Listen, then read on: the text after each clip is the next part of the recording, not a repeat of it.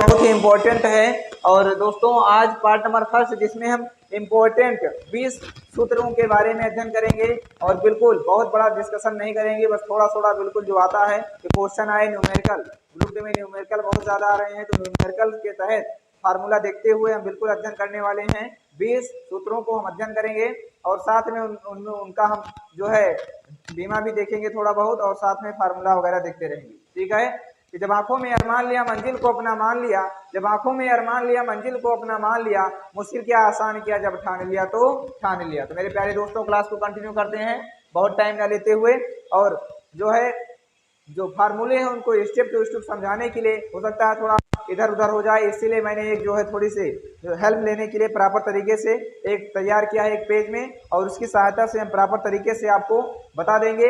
हो सकता है कोई छूट जाए, इससे ना छूटे, इसीलिए हम जो एक पेज में प्रॉपर तरीके से कंटेंट को तैयार कर लिए हैं और डिलीवर करने की कोशिश कर रहे हैं और डिलीवर कर रहे हैं। चलिए पहला फार्मूला है आपका, पहला जो फार्मूला है वो है दूरी का।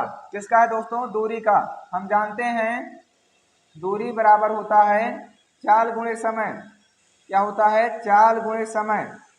दूरी का जो मात्रक होता है, मात्रक वो मीटर होता है, या आप कह सकते हो मीटर के साथ साथ किलोमीटर भी होता है ना। दूरी का मात्रक होता है मीटर, यानी दूरी इक्वल टू दूरी बराबर चाल गुणे समय, है ना। Distance equal to speed into time. दोस्तों चाल जो है वो क्या है? चाल का मात्रक होता है मीटर पर सेकंड, या आप कह सकते हो यहाँ से चाल बराबर दूरी बटे समय या किलोमीटर प्रति घंटा। ऐसे समय का मात्रक सेकंड होता है। ऐसे हम नेक्स्ट देखेंगे, बहुत एनालिसिस नहीं करेंगे, जिससे आपका काम हो जाए। फार्मूला रखें, क्वेश्चन हल करें, काम हो जाएगा। इतनी ही बात करेंगे, बहुत लंबी क्लास नहीं लेने वाले हैं। जो सेकंड फार्मूला है दोस्तों, सेकंड फार्मूला है आपका वेग का। किसका है? वेग, वेलोसिटी। वेग बराबर होता है विस्थापन बटे समय। क्या होता है? विस्थापन बटे समय, विस्थापन बटे समय। ये दोस्तों केवल ग्रुप डी के लिए ही नहीं है, आज सभी एग्जाम के लिए है, चाहे 10th हो, 11th हो, 12th हो, या आपका कोई भी एग्जाम है उसके लिए बेहतरीन है। बहुत अच्छे फार्मूले होंगे। पार्ट नंबर फर्स्ट होगा, धुआंधार फार्मूला का रिवीजन करेंगे। वेग बराबर विस्थापन बटे समय। वेग का जो मात्रक होता है प्यारे दोस्तों मीटर प्रति सेकंड होता है। कितना होता है? मीटर पर सेकंड। ऐसे आप देखिए ये वेग जो है एक प्रकार का चाल, अगर चाल से संबंधित देखें तो चाल बराबर दूरी बटे समय। दूरी ना होकर के विस्थापन हो गया है और समय हो गया है ना। तो यहाँ से विस्थापन बटे समय मीटर पर सेकंड होता है। अब यहाँ से अगर देखें तो मीटर पर सेकंड की बीमा अगर देखिए तो बीमा क्या हो जाएगा? मीटर का एल अपॉन टी, मतलब t-1। कितना होगा? t-1। और यहाँ पे दूरी का क्या हो जाएगा? दूरी का बीमा जो होगा एल, डायमेंशन एल होगी। अगला है आपका थ्री है क्या दोस्तों? त्वरण है, त्वरण। त्वरण आपका आप कह सकते हैं कि वेग, यहाँ वेग विस्थापन में परिवर्तन की दर को वेग कहते हैं। वेग v equal to delta, delta S upon delta T. Displacement है ना, rate of change of in displacement. ये डिस्प्लेसमेंट में जो चेंज होता है उसे वेग कहा जाता है, वेलोसिटी। त्वरण बराबर होता है वेग बटे समय, यानी वेग में परिवर्तन बटे समय अंतराल, है ना, बटे समय में परिवर्तन या समय अंतराल। कह सकते हो आप a बराबर delta v upon delta T, यानी जो एक्सीलरेशन होता है वो वेग में परिवर्तन की दर को त्वरण कहते हैं। Rate of change of velocity equal to acceleration त्वरण कहलाता है। आपका त्वरण हो जाएगा। इसका अगर मात्रक देखें तो होता है मीटर प्रति सेकंड स्क्वायर। कैसे?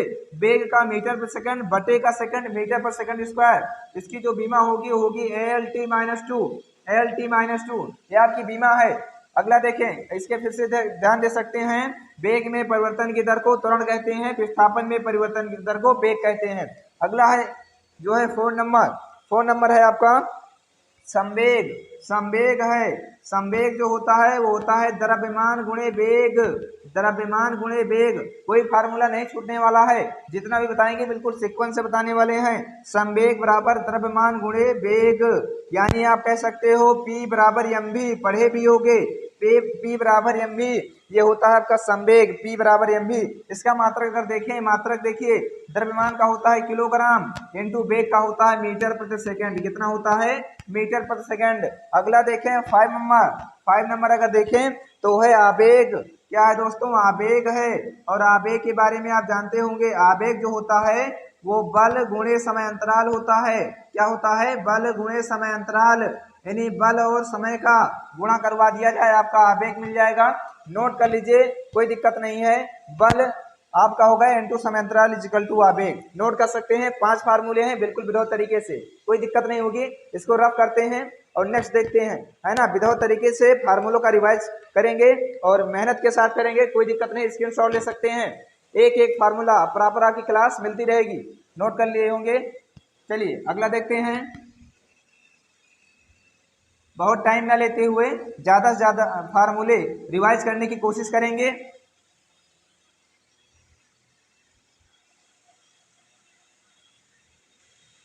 अगला फार्मूला आपका क्या है दोस्तों? अगला है आपका फार्मूला बल। बल के बारे में जानते होंगे। बल बराबर होता है F बराबर ma द्रव्यमान गुणे त्वरण। द्रव्यमान और त्वरण का गुणनफल ही क्या कहलाता है? बल कहलाता है। और यहाँ से अगर देखें तो बल होता है द्रव्यमान गुणे त्वरण। आपका 6 नंबर है बल जो होता है दोस्तों होता है द्रव्यमान। कितना होता है? द्रव्यमान मास इंटू द्रव्यमान गुणे त्वरण। क्या होता है? त्वरण। अगर इसको देखें तो कह सकते हो F इक्वल टू ma दे दिया जाएगा। कोई वस्तु है इतने त्वरण से चलती है, उसका क्या होगा? इतने त्वरण से एक्सीलरेशन मतलब हो रहा है। तो अगर द्रव्यमान दिया है, त्वरण दिया है, पूछ लेगा बल। मात्रा क्या होता है दोस्तों? न्यूटन। बल का मात्रा न्यूटन। अगला देखें, अगला है आपका 7 नंबर। 7 नंबर है दोस्तों कार्य। जानते होंगे कार्य के बारे में भाई। कार्य बराबर होता है बल गुणे विस्थापन। क्या होता है? बल गुणे विस्थापन। W बराबर Fs cos थीटा, यही है। हाँ भाई, W बराबर जानते होंगे Fs cos थीटा। अगर थीटा 0 हो जाता है तो यहाँ से theta is 0, then W equal to Fs cos 0 का मान 1, तो W बराबर हो जाता है Fs। यहीं से आता है। मात्रक दोस्तों जूल होगा। क्या होगा? जूल होगा। चाहे कार्य हो या ऊर्जा हो, दोनों का वही है। तो W बराबर Fs नोट कर सकते हैं, यहाँ तक कोई दिक्कत नहीं होती। W बराबर Fs cos थीटा होता है। थीटा 0 हो जाता है तब W बराबर Fs। इसको याद कर लीजिए। आपको बल दे देगा, विस्थापन दे देगा, बोलेगा कितना कार्य किया गया, तो आप निकाल सकते हैं, है ना। अगर आपको दे दिया जाए बल 15 न्यूटन का है, साथ में विस्थापन अगर दे दिया जाए 5 मीटर और कह दे बल कितना है, तो 15 × 75 न्यूटन होगा। यहाँ पे नहीं, 75 जूल होगा। जूल है दोस्तों, क्या है? यूनिट जूल होता है 75। तो आप निकाल सकते हैं, कोई दिक्कत नहीं। अगला देखते हैं 8 है।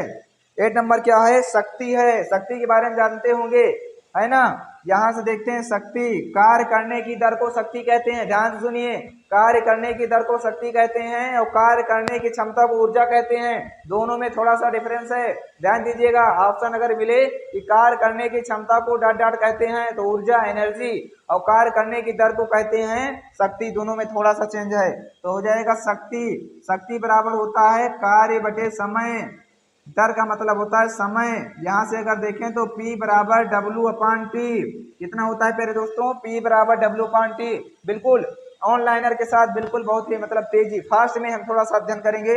अगला है 9 नंबर क्या है? ये है आपका घनत्व। घनत्व बराबर होता है द्रव्यमान। क्या होता है दोस्तों? द्रव्यमान बटे आयतन। क्या होगा? आयतन। अगर देखें तो इसको लिख सकते हो D इक्वल टू m/v। कितना? m/v, है ना। आपकी जो डेंसिटी है कितना आएगा? डेंसिटी द्रव्यमान बटे आयतन, मास बटे वॉल्यूम होगा। नोट कर लीजिए, स्क्रीनशॉट ले सकते हैं। उसके बाद में देखते हैं, यहाँ तक प्रॉपर तरीके से समझ में आ गया होगा, कोई दिक्कत नहीं होनी चाहिए। बिल्कुल दोस्तों विधवत तरीके से समझ में आ रहा होगा। केवल फार्मूले पे विशेष ध्यान देना है। क्वेश्चन मिले, मान को रखें, आंसर निकालें, कोई दिक्कत नहीं है। अगला देखते हैं, अब इसको रब कर दें।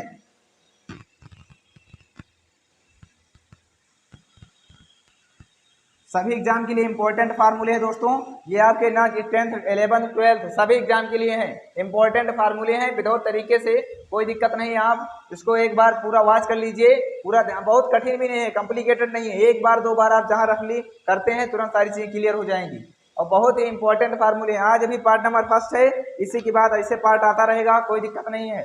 इंपॉर्टेंट, क्योंकि ग्रुप डी का एग्जाम लगा है, ग्रुप डी का अगर एग्जाम लगा है तो प्रॉपर तरीके से आपके लिए मैं सपोर्ट करता रहूंगा, कोई दिक्कत नहीं है।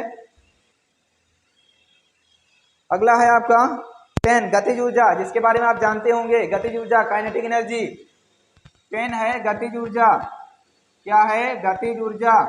गतिज ऊर्जा होता है काइनेटिक एनर्जी। काइनेटिक एनर्जी होती है दोस्तों, ये होती है half M V square, half M V square. कोई वस्तु है, कोई उसका द्रव्यमान है, किसी वेग के साथ जा रही है तो बोले कितना काइनेटिक एनर्जी है।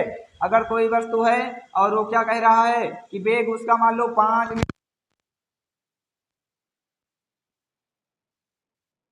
काइनेटिक एनर्जी कितनी होगी निकाल सकते हैं। कोई बॉडी है, निकाल लीजिए, half M V square, M का मान दिया है, वी का मान हाफ एम वी स्क्वायर, ये होता है दोस्तों गतिज ऊर्जा।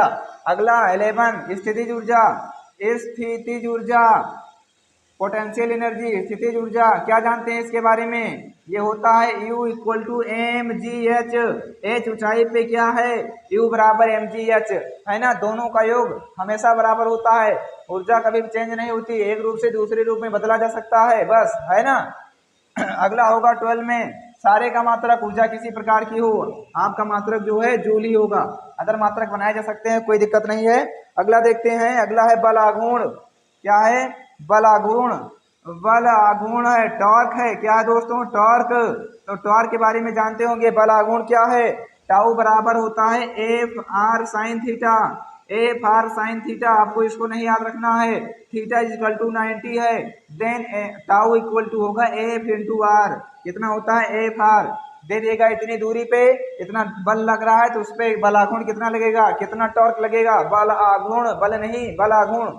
आप इसको वहां से मैच करवाइए, अगर ये बल होता बल तो F बराबर कितना होता, यहाँ पे बल आघूर्ण है, कितना है बल आघूर्ण, बल में क्या होता है F बराबर ma होता है, ध्यान रखना। यहाँ पे ma रखवा के मान दे सकता है इतना त्वरण इतना और इतनी दूरी पे, तो आपको निकालना होगा तो F बराबर ma भी रख सकते हैं, कभी कभी वैल्यू को दे देगा तो यहाँ पे ma भी पुट करना होगा, अदरवाइज आपको इतना जो है इतनी दूरी से कोई संबंध नहीं पूछेगा, आपको F दे देगा, R दे देगा, पूछेगा कितना बल आघूर्ण। अगला देखते हैं 13।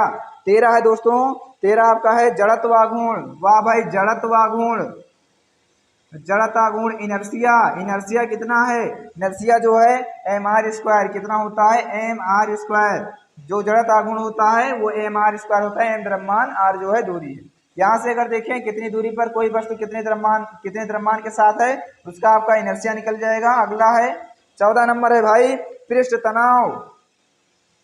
पृष्ठ तनाव, पृष्ठ तनाव याद होगा सभी को, पृष्ठ तनाव T बराबर होता है F अपान L, प्रति एकांक लंबाई पे लगने वाला जो फोर्स है वही पृष्ठ तनाव कहलाता है। इसका जो मात्रक होगा न्यूटन प्रति मीटर होगा, न्यूटन प्रति मीटर। देखिए F का मात्रक न्यूटन, L का मात्रक मीटर, तो न्यूटन प्रति मीटर T बराबर F अपान L, नोट कर सकते हैं, स्क्रीन शॉट ले सकते हैं, कोई दिक्कत नहीं, बहुत अच्छे फार्मूले हैं, आपको केवल ध्यान रखना है।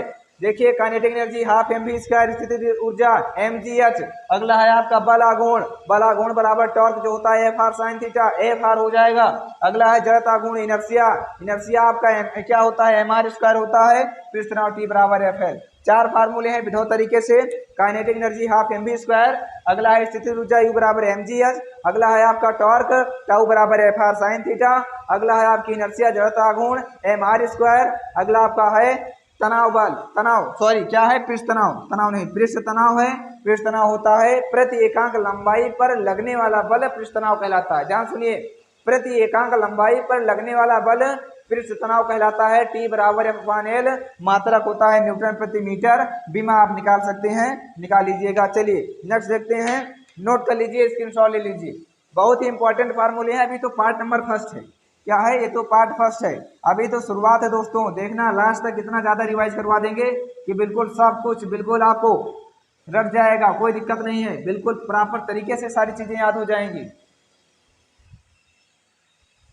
मेन फोकस कर रहे हैं ग्रुप डी पे दोस्तों, उसी के लिए, क्योंकि 10th 11 12 10th से बेसिक बहुत पूछ रहा है ना, न्यूमेरिकल भी आ रहे हैं, तो अगर फार्मूले याद होंगे डायरेक्ट वैल्यू को पुट करना है और मान को निकालना है, कुछ करना ही नहीं है, वैल्यू पुट कीजिए मान को निकाल दीजिए, कोई दिक्कत नहीं है।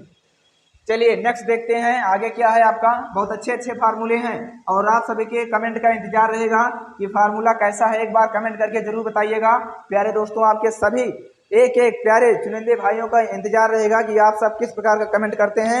अगला आपका है कोणीय संवेग, क्या है भाई, कोणीय संवेग है, कोणीय संवेग के बारे में देखते हैं, नहीं कोणीय वेग है, इसके पहले कौन सा है, ये 15 नंबर है, कोणीय वेग ओमेगा भाई, कोणीय वेग तो सब चीजें याद होंगी आप सभी को, कोणीय वेग आपको याद है सारी चीजें, केवल रिवीजन करने की जरूरत है बस, कोणीय वेग जो होता है वो क्या होता है, ओमेगा बराबर 2 पाई अपॉन टी, यानी होता है 2 पाई कोण है, यानी कोण बटे समय होता है। कितना होता है, कोण बटे समय, है ना, कोण बटे समय होता है। अगला है कोणीय वेग के बाद कोणीय संवेग। कोणीय संवेग 16 नंबर, कोणीय संवेग। कोणीय संवेग क्या है दोस्तों, कोणीय संवेग है, कोणीय संवेग यही है, कुछ दूसरा है, कोणीय संवेग ही है। इसका होता है जड़त्वाघूर्ण, जड़त्वाघूर्ण, जड़त्वाघूर्ण गुणे कोणीय वेग, गुणे कोणीय वेग, है ना, जड़त्वाघूर्ण गुणे कोणीय वेग। यानी आप अगर कह सकते हैं जो कोणीय संवेग होता है एल बराबर ये हो जाएगा जड़त्वाघूर्ण, इसको आई मान लीजिए, इनर्शिया कोणीय वेग ओमेगा, एल बराबर आई ओमेगा। यहाँ तक कोई दिक्कत नहीं होनी चाहिए। अच्छा एक बार थोड़ा सा इसको देखिए, वहां पर हम पढ़े थे संवेग, संवेग बराबर द्रव्यमान गुणे वेग पढ़े थे, यानी द्रव्यमान गुणे वेग, P बराबर mv पढ़े थे, mv। ध्यान से देखिएगा, जो काम आपका वहां पे संवेग कर रहा था यहाँ पे कोणीय संवेग कर रहा है, यहाँ पे P यहाँ पे L, बिल्कुल बिल्कुल कंपैरिजन करके पढ़िए। वहां पे जो काम द्रव्यमान कर रहा था, जो काम वहां पे द्रव्यमान का था वही काम यहाँ पे जड़त्वाघूर्ण का है, इनर्शिया का है, इनटू वहां पे कोणीय वेग था, वहां पे केवल यहाँ पे कोणीय वेग है, वहां पे केवल वेग था, तो वेग को भी से वहां कहते थे, कोणीय वेग को ओमेगा से कहते हैं, तो ओमेगा लिख दिए। यहाँ पे द्रव्यमान, यहाँ पे जड़त्वाघूर्ण, यहाँ पे संवेग, यहाँ पे संवेग और यहाँ पे कोणीय संवेग। 17 नंबर क्या है पहले दोस्तों, 17 नंबर आपका है सरल लोलक का आवर्तकाल, रटा रटाया होगा, सरल लोलक का आवर्तकाल, है ना। आवर्तकाल भाई कितना है, आवर्तकाल का फार्मूला होता है T बराबर 2 पाई अंडर रूट एल अपान जी, एल अपान जी, एल डोरी की लंबाई होती है, जी गुरुत्वीय त्वरण है, जी आपका गुरुत्वीय त्वरण है, जी बराबर होता है 9.8 मीटर पर सेकेंड, कितना होता है, मीटर पर सेकंड स्क्वायर होगा, मीटर पर सेकंड स्क्वायर। यहाँ पे अगर देखें तो T बराबर 2 पाई अंडर रूट एल अपान जी, एल डोरी की लंबाई है, जी गुरुत्वीय त्वरण है, और 2 पाई जानते हो, T बराबर 2 पाई अंडर रूट एल अपान जी। यहाँ तक कोई दिक्कत नहीं होनी चाहिए। अगला देखेंगे प्लायन वेग, है ना, 17 हुआ, इसको 20 तक कंप्लीट कर देते हैं। 18 नंबर, 18 नंबर है आपका पलायन वेग। पलायन वेग मीन्स एस्केप वेलोसिटी, पलायन वेग, पलायन वेग होता है v equal to under root 2 GRE, कितना होता है, अंडर रूट 2 GRE, ये होता है पलायन वेग। नोट कर लीजिए। अगला देख लेते हैं, अगला है 19 नंबर। 19 नंबर क्या है भाई, 19 नंबर है गुरुत्वाकर्षण बल। गुरुत्वाकर्षण बल आपका जो है ग्रेविटेशनल फोर्स, गुरुत्वाकर्षण बल, गुरुत्वाकर्षण बल को अगर देखें जिसको हम कहते हैं एफ बराबर capital G m1 m2 upon R square. दोस्तों कोई कोई m1 m2 लिखता है और कोई कोई कैपिटल एम स्मॉल एम लिखता है, उससे कोई दिक्कत नहीं है। ये आपका गुरुत्वाकर्षण नियतांक है, गुरुत्वाकर्षण नियतांक है कैपिटल जी। कैपिटल जी का मान होता है 6.67 गुणे 10 घात ऋण 11, 10 घात ऋण 11 न्यूटन मीटर स्क्वायर प्रति किलोग्राम स्क्वायर। क्या होता है, 6.67 गुणे 10 घात ऋण 11 न्यूटन मीटर स्क्वायर प्रति किलोग्राम स्क्वायर। अगला क्या है, यहाँ तक नोट हो गया होगा। अगला देख, एक चीज आपको विशेष ध्यान देना है, स्मॉल जी का मान होता है 9.8 मीटर प्रति सेकंड स्क्वायर, इसको ध्यान रखिएगा।